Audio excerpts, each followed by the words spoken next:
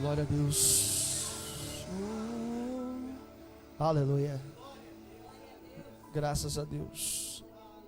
Ele é maravilhoso, Ele é santo, o nome dele é Jesus. Abra sua Bíblia, Mateus, capítulo de número 5. Livro de Mateus. Livro de Mateus, Evangelho segundo escreveu São Mateus. O Evangelho segundo escreveu São Mateus, capítulo de número 5, versículo de número 17. Mateus, capítulo de número 5, versículo de número 17. Diz assim a palavra do Senhor aos nossos corações nessa noite, diz assim, ó.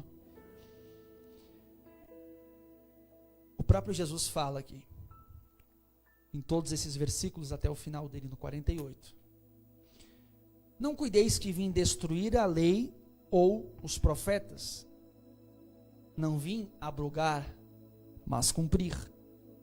Porque em verdade vos digo, que até que o céu e a terra passe, nenhum jota ou um tio se omitirá da lei, sem que tudo seja cumprido. Tome assento, em nome de Jesus, com a Bíblia aberta. Capítulo de número 5 de Mateus, versículo de número 17, fala sobre o cumprimento da lei e dos profetas. Quando você lê essa passagem na Bíblia, você precisa entender alguns pontos. O primeiro ponto é que Jesus, quando esteve na terra, ele cumpriu a lei, porque ele veio mediante ao tempo da lei. E a lei dada a Moisés, a lei passada e revelada a Moisés, o profeta, foi passada ao povo.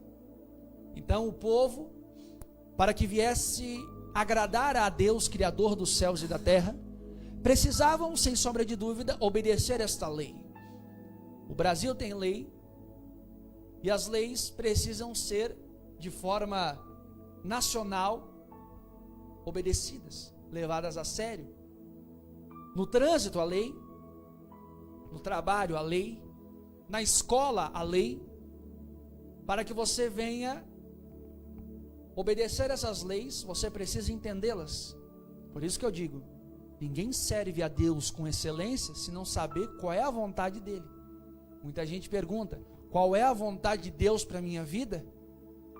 Aonde eu estou errando? O que eu preciso melhorar? Só entende isso quem vai para a palavra. A época que Jesus estava nesta terra, ainda está, quando nós o clamamos e chamamos, invocamos, ele se manifesta, mas eu creio que quando ele estava nesta terra no período de pregação acerca do reino, porque Jesus pregava acerca do reino. Jesus pregava acerca do reino. A pregação de Jesus se constituía em pregar coisas do céu. Quando você vê Jesus curar, quando você vê Jesus expulsar demônio, quando você vê Jesus curar cego, curar mudo, surdo, quando você vê Jesus multiplicar pão e peixe, pela Bíblia, Jesus fez isso com propósito. Jesus matou a fome daquela multidão por quê? Para mostrar que ele tinha poder? Não. Jesus matou a fome da multidão, multiplicando 5 pães e 2 peixes, porque aquela multidão estava já há alguns dias com ele, ouvindo a pregação dele, e aquela multidão teria que ir para casa. Imagina, você diante de Jesus, 3, 4, 5 dias, ouvindo ele pregar e não sentia fome. Por que a pessoa não sentia fome? Porque quando a pessoa está perto de Jesus, ela não sente falta de nada, irmão, é algo muito forte. Mas quando, a Bíblia diz que quando Jesus estava despedindo elas, alguém disse assim, mas vou morrer no caminho, porque estão muito tempo aqui, muitos dias aqui, sem comer. O que Jesus fez? Multiplicou pães e peixes por um propósito. Nunca haverá algo sem propósito. Deus trabalha com propósito. Jesus operava milagres por meio de propósitos. Certa vez Jesus chega e diz assim, se não houver sinais, se não houver milagres, como crerão? Como vão crer? Então Jesus operava milagres não para mostrar poder, não para mostrar autoridade, não para mostrar que ele era o tal, mas para mostrar que realmente ele era Jesus enviado por Deus, ele era o Messias. Porque no Antigo Testamento, você olhando numa visão, o Antigo Testamento, ele é repleto de profetas, ele é repleto de promessas que viria o Messias. Então, nesse período de tempo, antes de Jesus vir, vinha muita gente dizendo assim: eu sou o filho de Deus, eu sou o Messias que está lá em Isaías.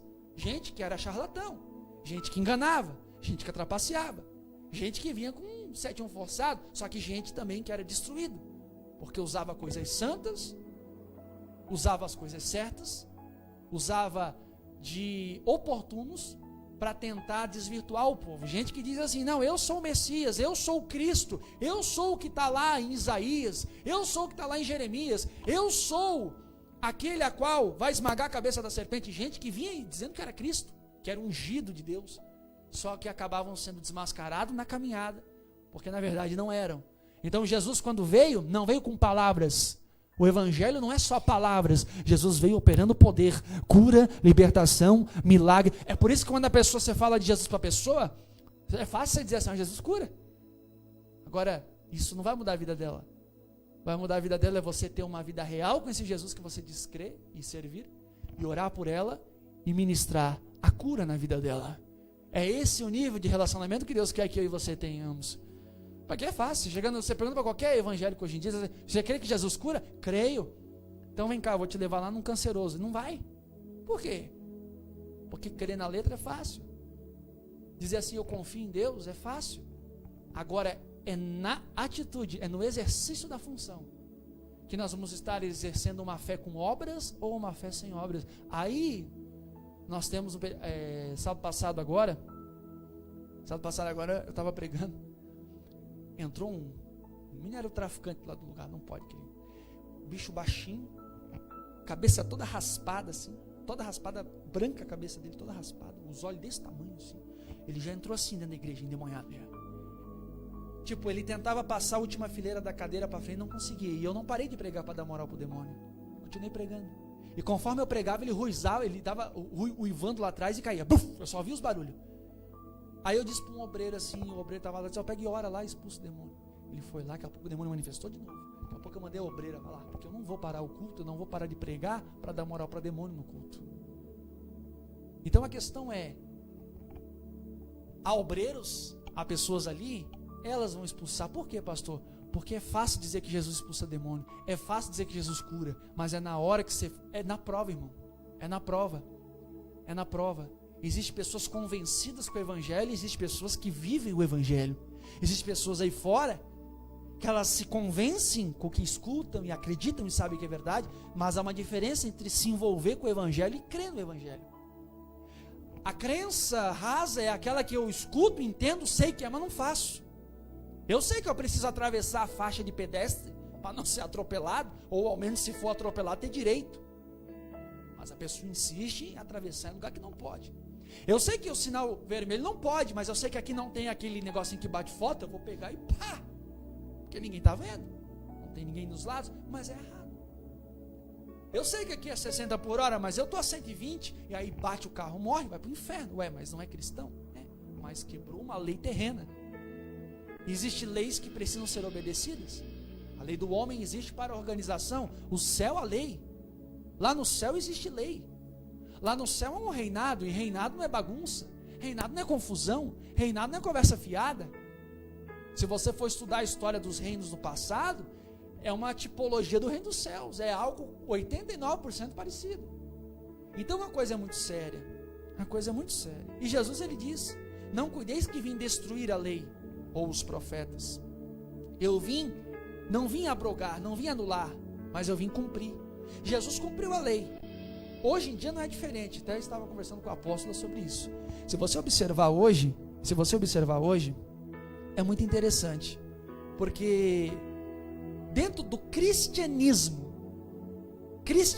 existem ramificações. Tem os evangélicos, os nossos irmãos católicos, católico carismático, tem espírita, testemunho de Jeová, certo? Protestante, né?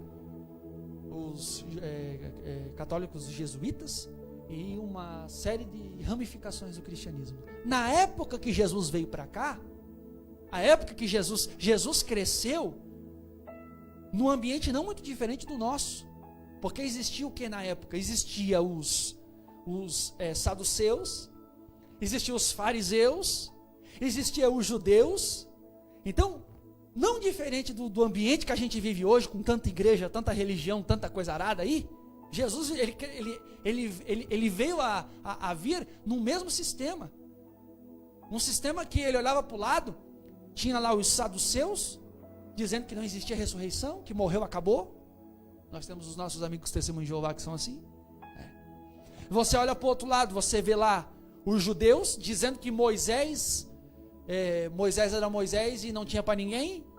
Cristo ainda não tinha vindo, então Jesus cresceu. Aí tinha os fariseus acreditavam em expulsar demônio. Fariseu era a seita que acreditava, fazia jejum.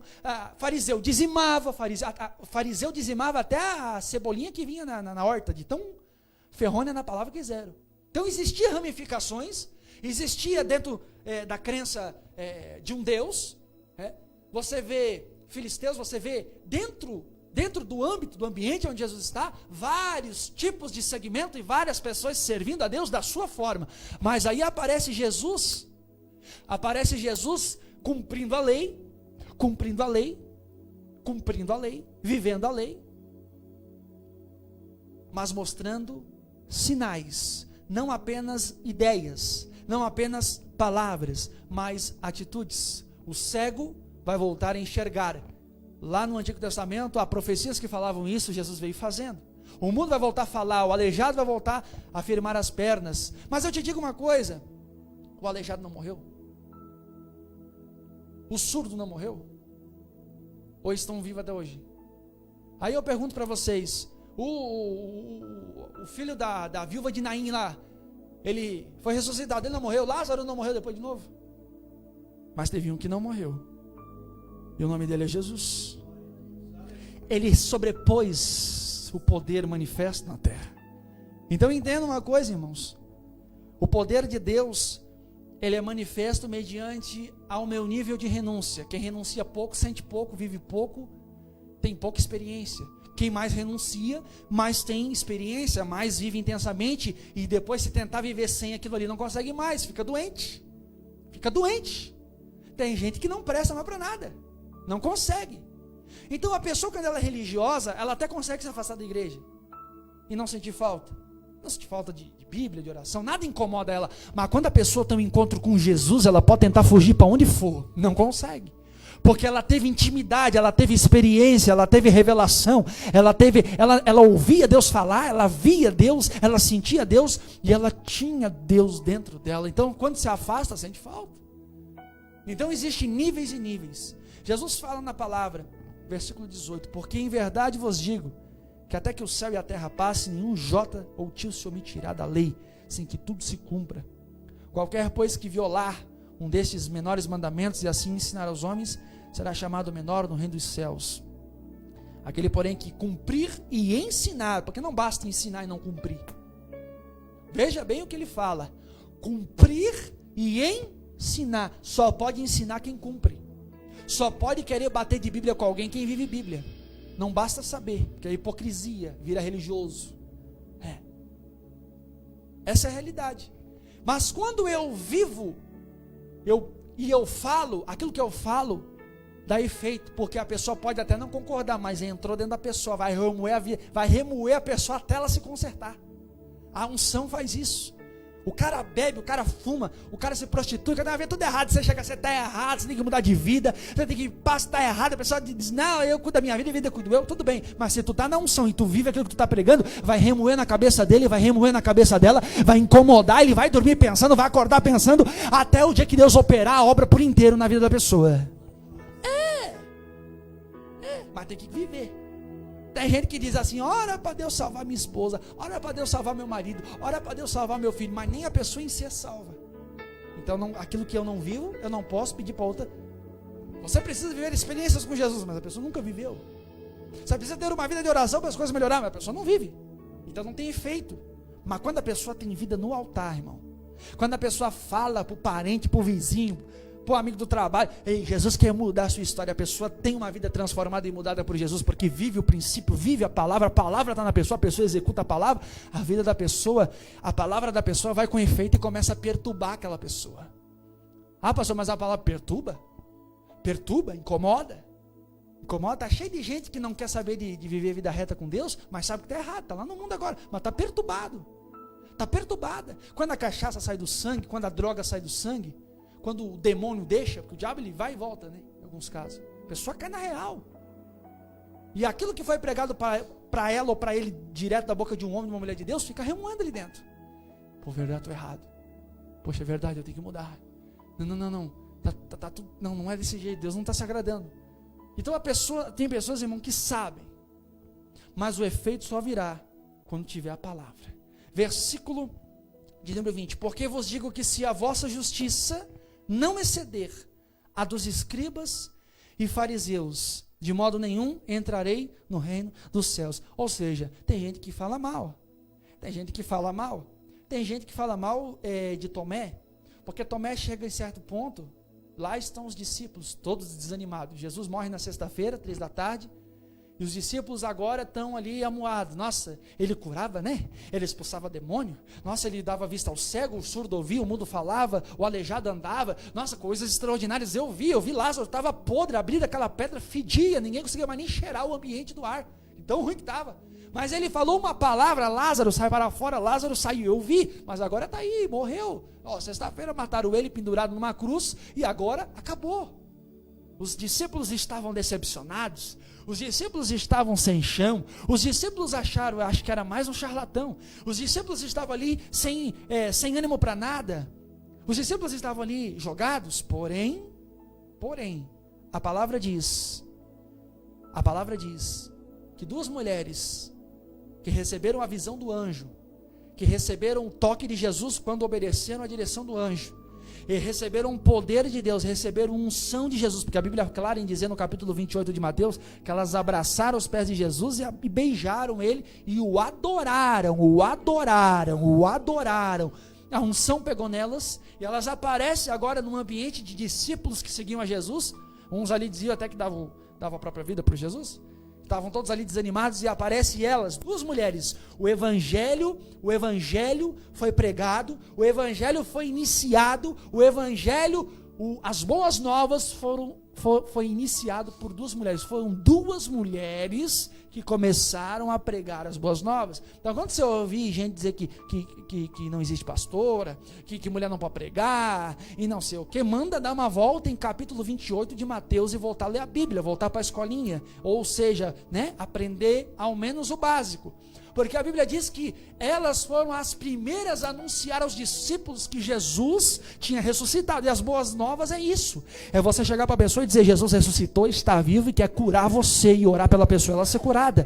Aleluia. As boas novas é isso. É você olhar para a pessoa e dizer assim: você está com demônio, eu vou orar por você porque Jesus ressuscitou e esse mal vai embora. Então há poder nas suas palavras quando você vive este evangelho. E a Bíblia diz que quando as duas chegam, Maria Madalena e a outra Maria, chegam diante dos discípulos e dizem assim: ele mandou nós irmos para a Galileia, porque lá nós vamos ver ele. E acredite, tem gente que fala mal de Tomé, mas Tomé não queria sentir. Tem gente que gosta para a igreja para sentir, tem gente que gosta para a igreja para ouvir, mas Tomé queria tocar. Irmão, ele queria tocar. Tem gente, mas eu vejo a vida, já preguei errado também, já falei besteira. Todo mundo, mas Tomé tem que ver para crer. Não, mas Tomé queria tocar. Ele disse: se eu tocar no buraco, eu vou acreditar. Sabe por quê, irmão? Sabe por quê? Porque tem gente que quer ter intimidade. Mas Tomé era incrédulo. Não, Tomé era discípulo, Tomé expulsava demônio, Tomé, tem gente que fala mal de Tomé, irmã, aleluia, mas Tomé orava por cego e o cego enxergava. Tomé era discípulo, tinha unção através do envio.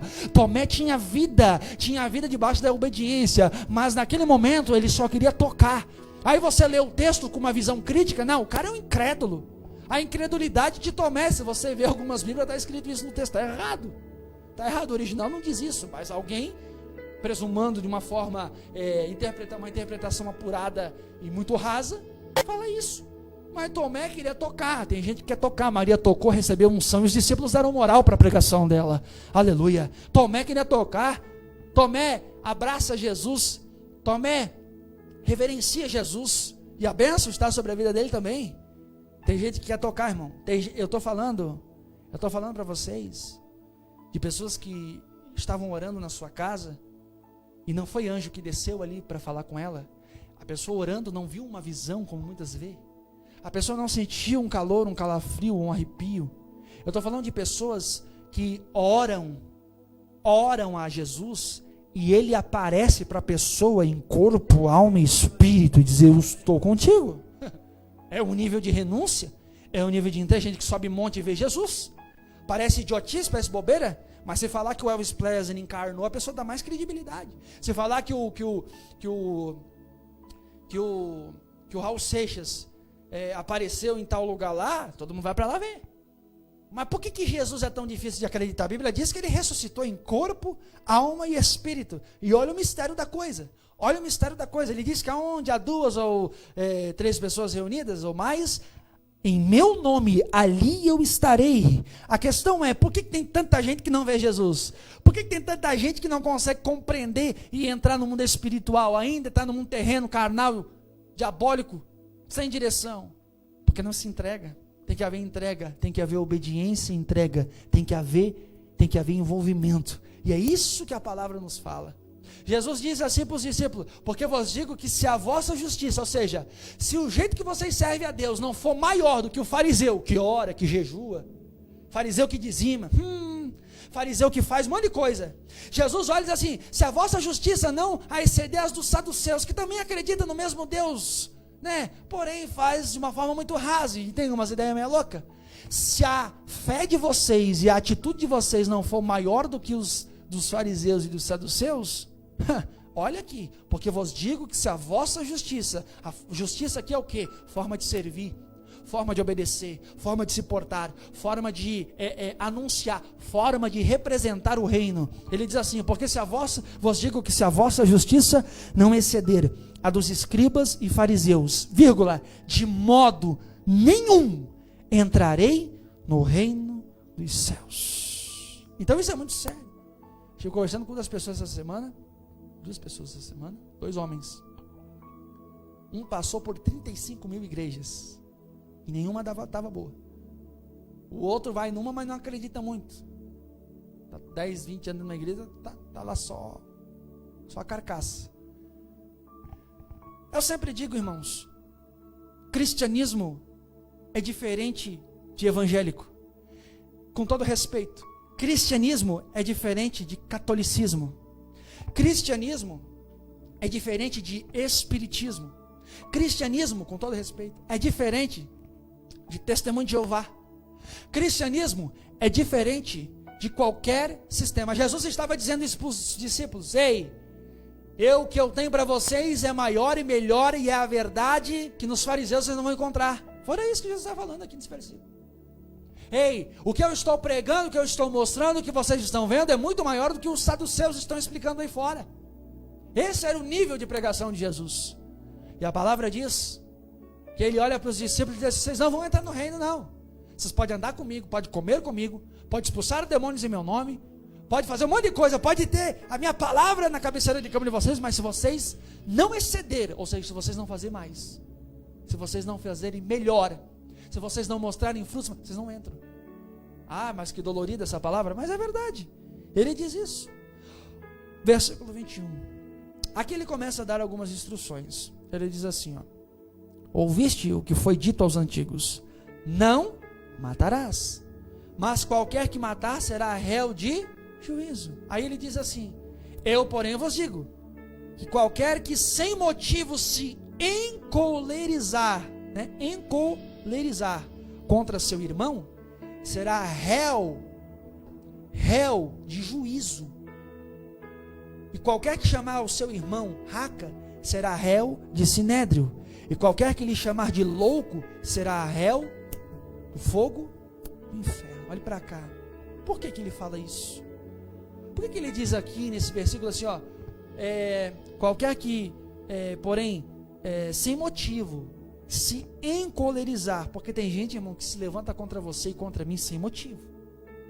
Tem gente que olha para você e para mim, nunca conversou com você, não sabe as suas ideias, não sabe o que se passa na sua vida, não conhece a sua história, não conhece o seu passado, o seu presente, e olha para você e deduz o seu futuro. A pessoa olha para você e para mim, e a pessoa cria uma ideia, porque toda pessoa fraca de argumentação é boa de inventar. toda pessoa fraca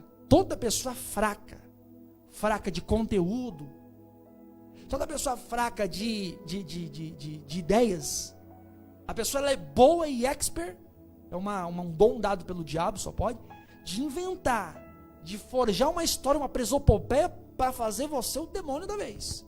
Aí eu procuro entender algumas coisas. Jesus disse, ele fala sobre esse tipo de pessoa, qualquer que sem motivo se encolerizar, o que a pessoa se revolta contra você, a pessoa não te conhece, o que está na pessoa é tão forte, né, que a pessoa ela se encarna em você de um jeito, a pessoa ela tenta te botar para baixo, ou seja, e pior, pessoas covardes, que nunca vão falar na sua frente, elas vão falar por trás.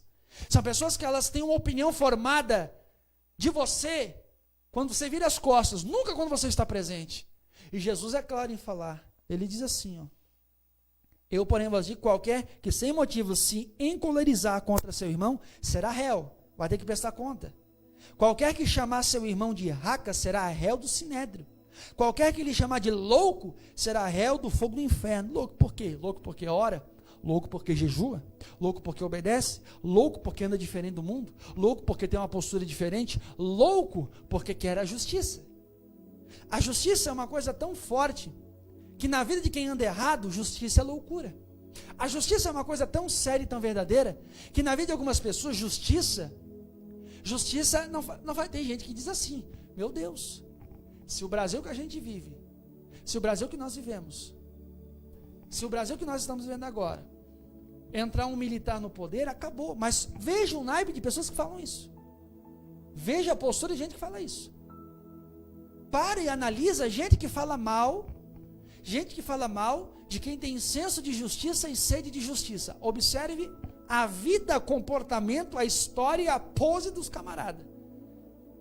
Então a palavra de Deus diz acerca daqueles que se levantam, versículo 23, portanto, se trouxeres agora, aqui é mais forte ainda, aí você vai ver a seriedade do que é a oferta, agora você vai entender e aprender o que a seriedade do que é dízimo, que é oferta, que é primícia, que é voto.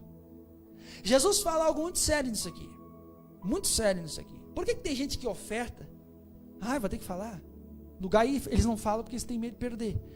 Por que tem gente que oferta, dizima, faz voto, devolve primícia, e a vida da pessoa, mesmo obedecendo esses princípios, não avança?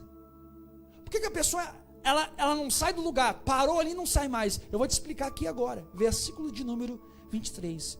Portanto, se trouxeres a tua oferta ao altar, e aí te lembrares de que teu irmão tem alguma coisa contra, aí a questão não é o que você tem contra a pessoa, mas é o que a pessoa tem contra você. E se a pessoa tem algo contra você, existe um porém, alguma coisa aconteceu. Aí, todo mundo sabe quando erra. Ao mínimo você tem que chegar diante da pessoa e pedir perdão. Por quê? Se você não pede perdão quando você erra com alguém, você pode orar, a oração não sobe, quem escuta é o diabo. Segundo, quando você chega no altar e faz uma oferta, devolve dízimo, voto e etc e tal, e você sabe que a pessoa tem algo contra você, porque foi você que errou, e todo mundo sabe quando erra, não adianta.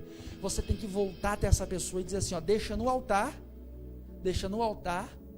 porque o que se dá no altar não tem que querer tomar de volta, deixa no altar e se conserta, para que aquilo venha a ter validade na sua vida. Tem gente que ora, eu conheço gente que ora, meu irmão, ora, que nem condenado, 4, 5 horas, sobe monte todo dia, faz um escarcéu, e nada muda na vida da pessoa. Esses tempos atrás, um líder de uma igreja entrou em contato e disse, não, eu oro, eu subo um monte, e não sei o que, mas falou mal de tanta gente, fez mal para tanta gente, fez tanta besteira, falou o escarcéu de um monte de gente que não tinha nada a ver, mas não foi homem para ir lá e pedir perdão. Então, quando ora, a oração nunca é respondida. Quando oferta, nunca é respondida a oferta. Porque quando tiveres diante do altar, entregando sua oferta, lembrares que tem algo contra alguém, deixa ali e vai se reconciliar. Porque, entenda uma coisa, a nossa vida nessa terra, se ela não tiver limpa, nós não vamos morar no céu, não vamos entrar no reino. Isso é uma fatalidade. Olha só, a palavra diz assim, no versículo de número 24, Deixa ali diante do altar a tua oferta, vai reconciliar-se primeiro com teu irmão e depois vem e apresenta a tua oferta.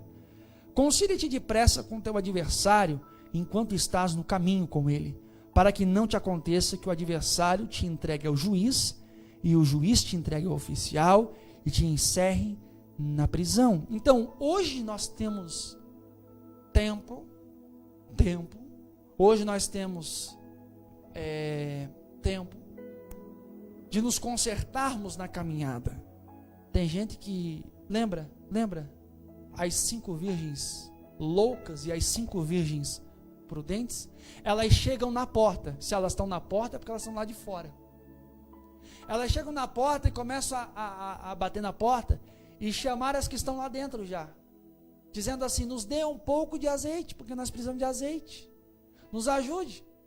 Tem gente que quando Jesus voltar vai querer orar o que nunca orou, vai querer jejuar o que nunca jejuou, vai querer procurar as pessoas que sabe que estava com dívida pendente, dívida de ideias, dívidas de pedido de perdão, e vai querer procurar essas pessoas. Mas aí vai ser tarde, não dá mais tempo. Aí vai ter que arrancar um braço. Que loucura, é verdade, a Bíblia fala isso. Tem que arrancar uma perna, um olho. Ah, você vai negar esse teu Jesus ou vai continuar com essa loucura? Eu não nego. Então, nós vamos arrancar uma perna sua e vamos te deixar 1 semana, 7 dias vamos te deixar, depois você volta. Ou nós vamos na sua casa ver se você nega.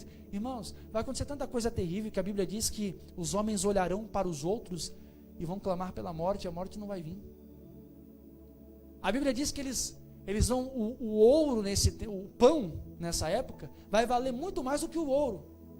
Vai valer, tu tem noção? Um pedacinho de pão que se paga hoje aí, sei lá quanto é que está o quilo do pão. Você entender que vai valer mais do que o ouro. Então isso só se preocupa com essas questões que parece conto da carochinha, parece algo assim para algumas pessoas que nos ouvem. Ah não, mas isso aí não vai acontecer. Porque até hoje tudo que a Bíblia fala se cumpre. Tudo que a Bíblia fala tem se cumprido no decorrer dos anos, no decorrer dos séculos.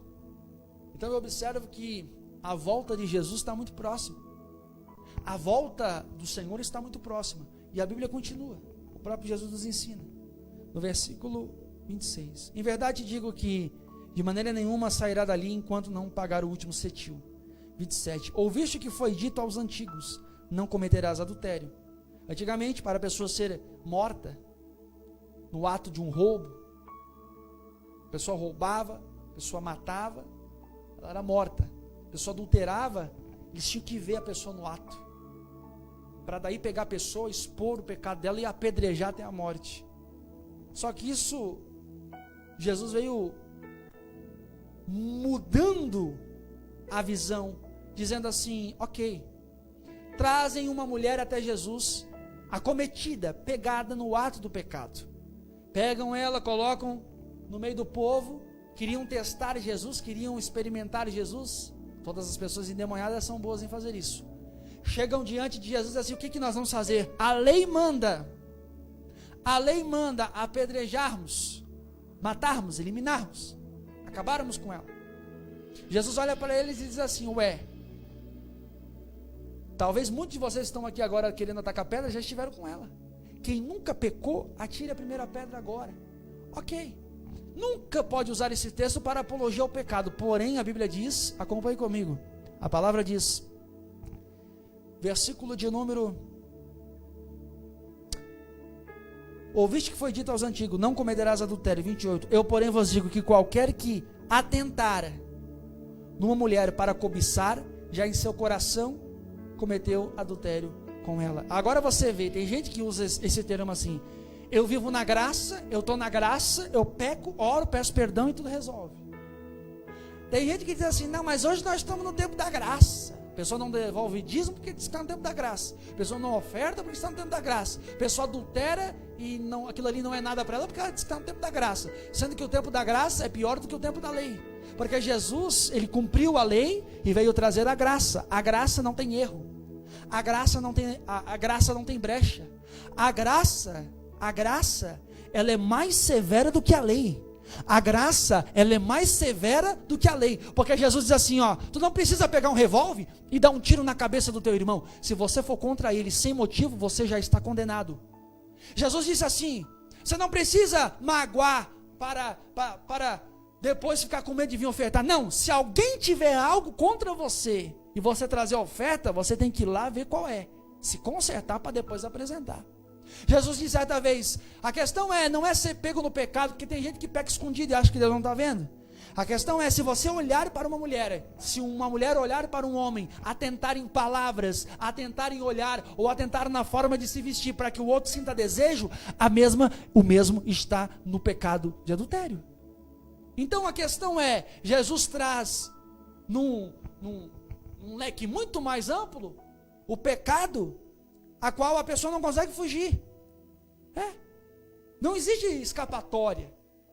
Mas como é que vence então o rancorzinho? Como é que vence então o desejo sexual? Como é que vence então a maldade humana e carnal? Jejum, oração, palavra. Jejum, oração e palavra. Quem não vence a sua carne, não vence o diabo. Quem não vence a sua carne, não vence o inimigo da alma. E o diabo, meu irmão, ele não vem uma vez na semana bater em você e em mim, ele vem todo dia. O diabo não vem uma vez ou outra, dar uma volta na sua casa, onde você trabalha, para te perturbar ou para tentar fazer você cair. Ele vem todo santo dia para derrubar você e eu. Então, irmão, isso tem que ser notório e a maturidade tem que reinar na sua mente. Versículo de número 29. Portanto, se o teu olho direito te escandaliza, arranca e o atira para longe de ti. Pois te é melhor que se perca um dos teus membros, do que todo o corpo seja lançado no inferno. Então tem gente que vai para o inferno porque não consegue arrancar o celular. Tem gente que vai para o inferno porque não consegue arrancar o WhatsApp, o Facebook da sua vida. Mas quer dizer então alguém tem que arrancar um olho? Não. O que te faz pecar? O que te faz pecar? O que te faz pecar? Qual é o caminho que faz você errar? Quando eu vejo determinada coisa eu me estresso. Não veja mais. Quando eu vejo determinada coisa, aquilo ali me cerca, me seduz e eu acabo cedendo à tentação. Arranca da sua vida. Quando Jesus fala em arrancar um olho, ele está mandando você arrancar algo que está fazendo você pecar. Porque todo pecado, existe um ponto de contato, e é esse ponto de contato que tem que ser arrancado da vida da pessoa. Às vezes é amizade, conversas. A pessoa ela abre mão de coisas, abre mão de situações, abre mão de amigos, abre mão de amizades, abre mão de situações, abre mão de rede social, abre mão de um monte de coisas que é um ponto de contato, ou seja, uma porta que o diabo abriu, e é uma porta onde a pessoa se sente fraca e acaba errando. Então tem que mandar embora de sua vida, a não ser que o corpo inteiro você queira que vá para o inferno. Então arranca o olho, não, arranca aquilo que faz você pecar. Lógico que você não vai arrancar um olho. Portanto, se o teu olho direito te escandalizar, arranca ele. Ou seja, se há algo que faz você pecar, arranca da sua vida. Atira para longe de ti, pois é melhor que se perca um dos teus membros, que todo o corpo seja lançado no inferno. Se a tua mão direita te escandaliza, corta e atira para longe de ti, porque te é melhor que um dos teus membros se perca do que todo o teu corpo seja lançado no inferno. Também foi dito, qualquer que deixar a sua mulher, aqui é muito show isso aqui, qualquer que deixar a sua mulher, que lhe dê carta de desquite. Então antigamente o cara não gostava da mulher, chegava a determinado tempo, ele dava uma carta para ela, então estava livre dela, não quero mais. E o que está acontecendo isso no Brasil, o que está acontecendo isso nas igrejas, o que há de casal se separando, o que há de gente se separando dentro de igreja. Não, a pessoa está no mundo é uma coisa, a pessoa está lá no mundo perdida, virada num avesso, não sabe se está de lado, de frente, está tudo louco, de cabeça para baixo, é uma coisa. Agora, o que há de separação dentro do povo que se diz de Deus, que eu tenho minhas dúvidas em alguns casos, o que há de separação, o que há de pessoas se separando, não gosto mais, não quero mais, não faz mais meu tipo, desgastou, pastor, desgastou porque não ora, desgastou porque não jejua, desgastou porque os dois não estão na palavra, desgastou porque não quer vida com Deus, desgastou porque é religioso, desgastou porque é religiosa. Mas quando está na unção, meu irmão, o que desgasta é o diabo, que cansa de lutar contra o casal e não derruba. O que derruba hoje em dia é a falta de vigilância. Eu falo isso sem medo de errar. Os que cresceram comigo na juventude da igreja, todos casaram de 2 a 3 vezes. Todos. Ué, mas por quê? Simples. Eles iam para a igreja, mas não era igreja. Eles oravam na hora do culto, mas em casa não tinha vida de oração. Jejuavam nunca. Irmãos, eu conheço filho de crente que nasceu no berço de crente, casa de crente, comeu comida de crente, assistiu o programa de crente e nunca jejuou na vida. Tem católico que vem para o ministério, e em menos de uma semana está jejuando, orando e dizimando. E tem crente de 30, 40 anos dentro da igreja que não obedece os princípios da palavra. E o bicho anda de terno e gravata e é o religioso da vez. É virado de uma coisa fora do normal e quer arrotar santidade ainda. Cheio de brecha na vida. Então, a palavra de Deus diz: eu, porém, vos digo, qualquer que repudiar a sua mulher, a não ser por causa de prostituição. Quando Jesus fala assim, repudiar, a mulher caiu no adultério, o homem caiu no adultério, não é separar. Jesus disse que eu posso separar, mas vai ficar sozinho. Ué, que tipo? Mas ela pecou, ela caiu. Ele caiu, ele pecou. Você separa, pode se afastar. Jesus falou, pode se afastar. Mas não para casar com outro. Não para casar com outra. Como que não? Não. Pecou, errou? Mas ela errou. Mas ele errou, pastor. Mas ela errou. Mas ele errou. Ok. Se afasta, dá um ar, se afasta, ora, jejum, faz o que nunca fez quando estava casado. Essa é a verdade. Tem gente que é assim.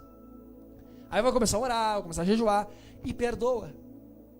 Perdoa. Mas eu não quero mais ver nem a cara. Então beleza. Mas também não pode ver a cara de outro. Também não pode ver a cara de outra. Mas eu vou casar, eu não vou ficar sozinha. Não quer ficar sozinha? Perdoa. Porque não consegue perdoar. Mas ele errou, ele me traiu. Ela errou, ela me traiu. Perdoa. Perdoa. Mas eu não consigo. Não consegue? Como é que Deus consegue perdoar as mancadas que você dá na vida? Como é que Deus consegue? Porque tem gente, irmão, que não consegue perdoar. Não consegue perdoar. A pessoa, ela acha que ela não erra também. A pessoa acha que ela não peca também. Esse é o problema. Mas a questão é, separou, se afastou, quero casar de novo, volta com quem você estava casado. Isso é bíblico. Mas eu vou casar com... Irmão, o que tem de gente casando, separando, usando essa base? Então, tudo escrevendo um nome bem grande assim, ó. Aqui está a minha autorização para ir para o inferno. Divórcio é pecado. Divórcio, não, Deus, a Bíblia diz que Deus odeia. Acho que é um dos maiores termos que eu já li na Bíblia. Deus odeia divórcio. Eu vou separar, vou arrumar outro homem. Não gosto mais dele. Eu vou separar, eu não gosto mais dela. Não vai mais meu tipo. Vai então. Vai. Aí não dá dois palitos, tá lá pregando. Tá lá expulsando. Não sei que demônio que expulsa esses caras. Misericórdia, eu não entendo. Mas enfim. Vai chegar o grande dia. Mas eu expulsei tantos demônios. Eu orei, as pessoas eram curadas. Jesus vai dizer, eu nem te conheço. Por que Jesus fala isso para alguns pastores e líderes lá no final? Porque fizeram milagres no poder que é no nome dele. No poder que é no nome dele. Em nome de Jesus todo mal, sai. Em nome de Jesus seja curado. A pessoa é curada não por mérito, mas por esse nome ter poder. Aí vai chegar lá, mas eu expulsei demônio, eu curei enfermos. Jesus vai dizer, eu não te conheço. Porque usou Jesus, mas nunca foi usado por Jesus. Existem 2 tipos de gente na terra. Existem 2 tipos de pregador. Existem 2 tipos de cantor. Existem 2 tipos de pastor, de presbítero. Existem 2 tipos de diácono. Existem 2 tipos de obreiro. Aquele que usa esse nome e aquele que é usado por esse nome. Usar esse nome é fácil. O católico usa, com todo respeito. Os espíritas usam. O Testemunho de Jeová usa esse nome. Agora, os fariseus usavam o nome de Deus. E achavam que eram uma autoridade suprema. Agora Jesus nunca usou o nome do Pai dele. Ele tinha o Pai e o Espírito Santo dentro dele. E milagres aconteciam. Então a coisa é muito séria. É muito séria. É óbvio que precisa, e isso é notório, de uma reforma. É uma reforma urgente dentro das igrejas. Claro que os pastores não querem fazer. Vão perder membro. Mas a coisa é séria, irmão. É muito sério isso que eu estou falando, muito sério. Aí a palavra diz, Jesus continua. Qualquer que repudiar a sua mulher e não ser por causa da prostituição, versículo 32, faz que com ela cometa adultério, qualquer que casar com a repudiada comete adultério. Então, né? Outro sim ouviste que foi dito aos antigos, não perjurarás, mas cumprirás os teus juramentos ao Senhor.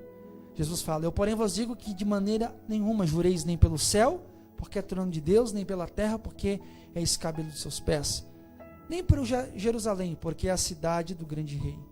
Nem jurarás pela tua cabeça, porque não podes tornar um cabelo branco ou preto. Seja, porém, o vosso falar, sim, sim, não, não.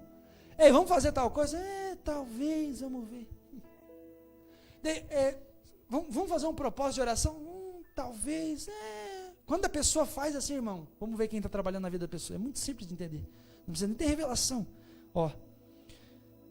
Seja, porém, o vosso falar sim, sim, não, não. Porque o que passa disso é o quê? Procedência maligna. O que é procedência maligna? Algo que você e eu conhecemos. Chama-se desculpas. Chama-se desculpas. A pessoa, ela usa desculpa para não fazer aquilo que Deus manda ela fazer. A pessoa usa argumentos para não obedecer. A pessoa usa a situação, não posso porque é do meu filho. Posso orar porque é do meu filho.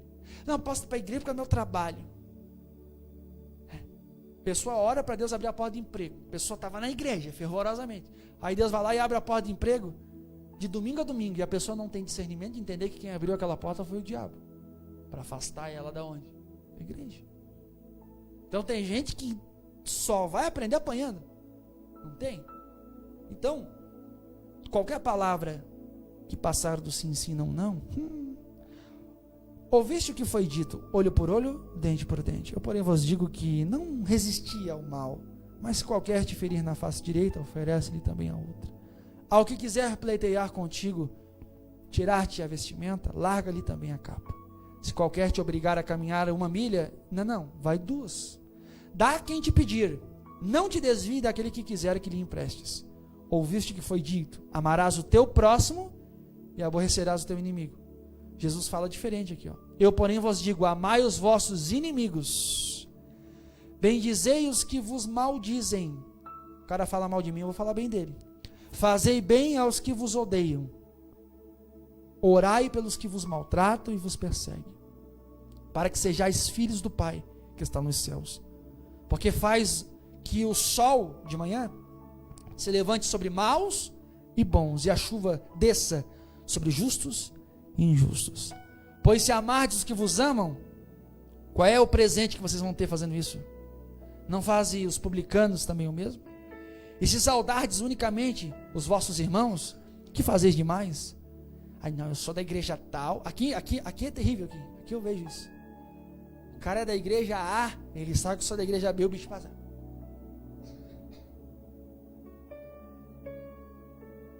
Por que isso? Aí, pois se amardes os que vos amam, que galardão tereis? Não fazeis os publicanos também o mesmo? E se saudardes unicamente os vossos irmãos, que fazeis demais? Não fazem os publicanos também assim? Sede vós, pois, perfeitos, como é perfeito o vosso Pai que está nos... Como é que eu consigo ser perfeito? Como é que eu consigo ser perfeito para Deus? Primeiro, quando você escolhe ser perfeito para Deus, quando você escolhe ser perfeita para Deus, sabe o que acontece na sua vida? Você vai estar agradando a Deus e vai ser imperfeito ao olhar dos homens. Quando você decidir ser perfeito a Deus, aqui embaixo vão dizer que você está errado, vão dizer que você é peixe fora d'água, vão dizer que você é quadrado, vão dizer que você é fanático, vão dizer que você é idiota, vão dizer que você é louco. Vamos falar isso. O verdadeiro cristão, ele já sabe que ele está no caminho certo quando ele começa a ouvir isso, aqui de baixo. Ele é o estranho. Ele entra em determinadas rodas, as pessoas olham diferente, porque o que está nele é diferente do que está nas pessoas. Agora, quando a pessoa é muito aceita, eu tenho um pé atrás, irmão. Eu tenho os 2 pés, 2 mãos e a cabeça atrás. Quando o cara é muito aceito, quando o cara fala, quando todo mundo gosta, e eu estou falando que quem gosta do camarada é gente ruim, gente caída, gente que, né, o cara é reverenciado, eu fico com o pé atrás. Por quê? Porque todo cristão verdadeiro, ele não é bem visto por esse mundo podre. Vou repetir. Todo cristão verdadeiro, ele não é bem recebido. E se é, as pessoas agem com falsidade. Eu vivo isso, irmão. Eu chego num lugar, eu sei que a pessoa olha para mim, sorri para mim, me deseja boa tarde, mas eu sei que há um demônio ali dentro, que a pessoa não gosta de mim. O verdadeiro cristão, ele sente isso. O ambiente que ele entra, as pessoas que se aproximam, pessoas que não têm vida com Deus. Amém? Se coloque de pé, quero orar pela vida de vocês.